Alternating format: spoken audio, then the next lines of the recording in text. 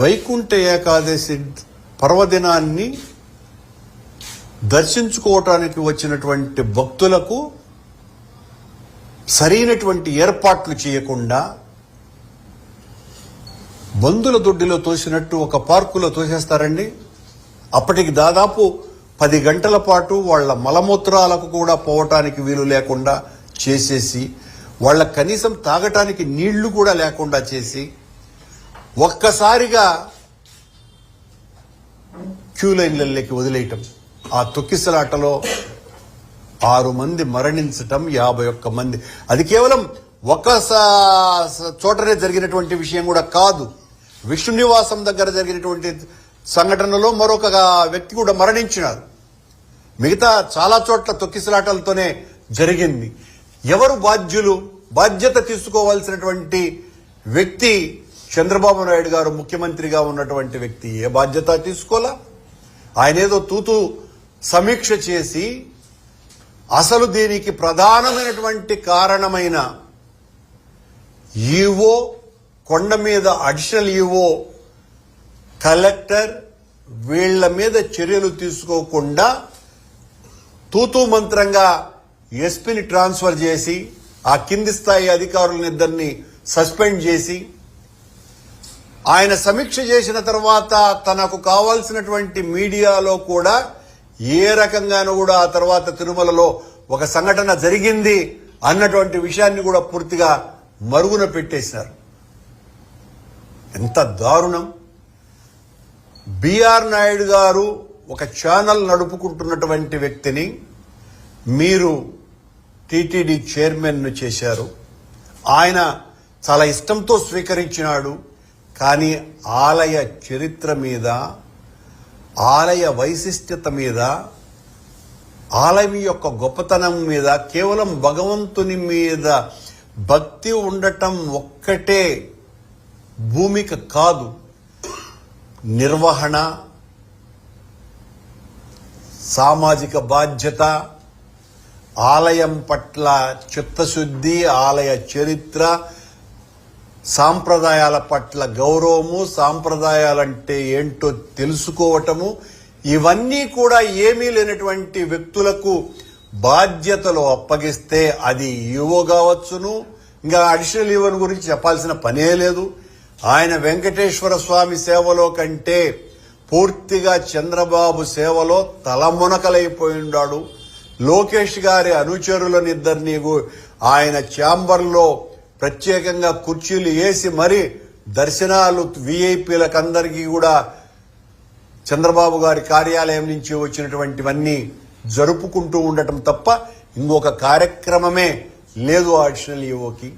నిన్న వైకుంఠ ఏకాదశికి సంబంధించి 3 సార్లు పుష్పాలంకరణలు చేస్తారు ఆ 10 రోజుల పాటు. కర్ణాటకకు చెందినటువంటి సునీత గౌడ అనేటువంటి ఒక భక్తురాలు 70 లక్షల రూపాయలు ఖర్చు పెట్టి పుష్పాలంకరణ చేస్తే దాన్ని తీసి ఆడపారేసినారని ఆవిడ ఆలయం ముందనే కన్నీళ్లు పెట్టుకొని ఏడ్చింది. ఎవరు దీనికి బాధ్యత వహించాలా? అడిషనల్ ఈవో ఇలాంటివి సంఘటన చాలా చిన్నది, దీన్ని ఎందుకు ప్రచారంలోకి తెస్తారు అని ఒక ప్రకటన కూడా ఇస్తాడు మీడియా ద్వారా.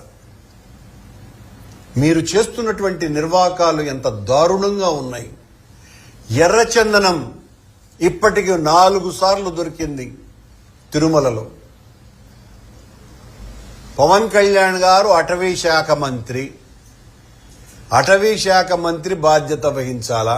సనాతన ధర్మాన్ని పరిరక్షించడానికే ఒక వీరతాడు వేసుకున్నటువంటి పవన్ కళ్యాణ్ గారు అటవీ శాఖ మంత్రిగా ఒకవైపున సనాతన ధర్మ పరిరక్షకుడుగా, మరోవైపున అటవీ శాఖ మంత్రిగా తిరుమలలోనే 4 సార్లు ఎర్రచందనం దొంగలు దొరికినాయి. ఎవరు దీని వెనుక మిమ్మల్ని చూసుకొని ధైర్యంతో మీకు సంబంధించినటువంటి కార్యకర్తలో నాయకులో చేస్తున్నారా? మీరేమో చాలా ఆవేశంగా మొన్న జరిగిన వైకుంఠ ఏకాదశి దుర్ఘటనకు సంబంధించి ఆ 6 మంది చనిపోతే వాళ్ళ బంధువులు ఆనందపడిపోయి వెంకటేశ్వర స్వామి తీసుకుపోయినాడు అని ఆయన ప్రకటన ఇవ్వటం ఎంత దారుణమండి, ఎంత ఘోరమైనటువంటి విషయం ఇది. ఈ రకమైనటువంటి ప్రకటనలు ఇచ్చి మభ్య పెడతారా, మోసం చేస్తారా? ఇలాంటి వరుస సంఘటనలు. నెయ్యిలో కొవ్వు కలిపినాము అనని మా మీద ప్రచారం. ఆ తర్వాత మేమెప్పుడైతే వాస్తవాన్ని మొత్తం ప్రజలకందరికీ తెలియజేసినామో ఆ తర్వాత సద్దు కాకుండా పోయింది. సిట్టు వాళ్ళు వచ్చినారు కదా, ఇప్పటి వరకు ఏం తెలిసినారో నిగ్గు బయటికి రావాలి కదా, ఏం లేదు. నిన్న జరిగినటువంటి సంఘటన మీద న్యాయ విచారణ చేయిస్తానని చంద్రబాబు గారు చెప్పారు కదా, న్యాయ విచారణకు ఇప్పటి వరకు ఆదేశమే ఇవ్వలేదు, ప్రకటన కూడా చేయలేదు. కొండ మీద ఇప్పుడు అవినీతి విచ్చలవిడిగా ఏరులై పారుతోంది. తెలుగుదేశం పార్టీ నాయకులు, జనసేన సంబంధించినటువంటి నాయకులు, బీజేపీకి సంబంధించినటువంటి వాళ్ళు టిక్కెట్లు అమ్ముకుంటూ సంపదను సృష్టిస్తున్నారు. చంద్రబాబు గారు చెప్పేటువంటి సంపదను ఆ రకంగా సృష్టించుకుంటున్నారు. ఇది కొండ మీద జరుగుతున్నటువంటి ఘోరం. అనుకూల మీడియాలో అక్షరమాయతో అధికారం దక్కించుకోవచ్చు, అబద్ధాలు ప్రచారం చేయవచ్చు, కానీ ఆ విష్ణుమాయ ముందు ఈ చంద్రమాయ భస్మం కాక తప్పదు. చంద్రబాబు గారు మీరు ఎన్ని రకాలైనటువంటి అబద్ధాలు చెప్పి తప్పులన్నీ కూడా మా మీదే, ఇంకైపోయింది, మా మీద కూడా చెప్పటానికి వీలు లేనంత స్థాయికి కొండ మీద వ్యవహారాలు, కొండ మీదనే కదా రాష్ట్రంలో జరిగేటువంటి తప్పులు ఘోరాలకి చంద్రబాబు గారు చెప్పినా కూడా ఇంకా వినలేనంతగా పరిస్థితులు మారిపోయినాయి. తిరుమల ఘటన మీద సాక్షాత్తు, ఎందువల్లంటే వాళ్లకు చాలా భక్తి పరులు, అమిత్ షా గారు కావచ్చును, లేకపోతే మోడీ గారు కావచ్చును, ఆ జరిగినటువంటి ఘోరం మీద ఒక విచారణ చేయిద్దామనని వాళ్ళు అధికారిని ఆదేశిస్తే, పంపిస్తే